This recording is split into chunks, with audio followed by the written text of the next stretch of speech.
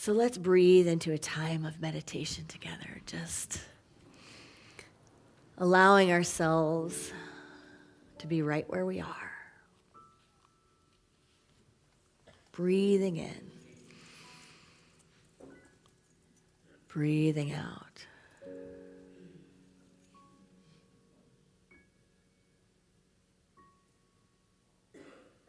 Arriving so fully and completely right here and right now.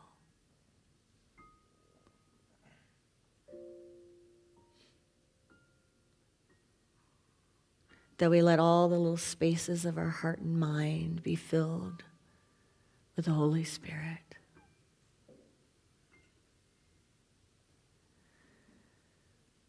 That we lean into wisdom and the wisdom teachers, Jesus the Christ, Buddha, saints and sages throughout time. That we enter into a state of radical acceptance. Just accepting what is within my own being, my own experience, my own world, our world.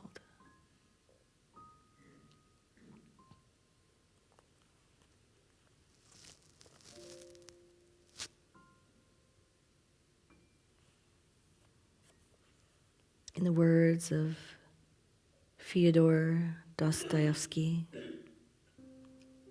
love people, even in their sin, for that is the semblance of divine love and is the highest love on earth. Love all God's creation, the whole, and every grain of sand of it. Love every leaf, every ray of God's light. Love the animals, love the plants, love everything. If you love everything, you will perceive the divine mystery in things. Once you perceive it, you will begin to comprehend it better every day. And you will come at last to love the whole with an all-embracing love. Inhaling and exhaling. We take these words, these thoughts, this breath into the silence.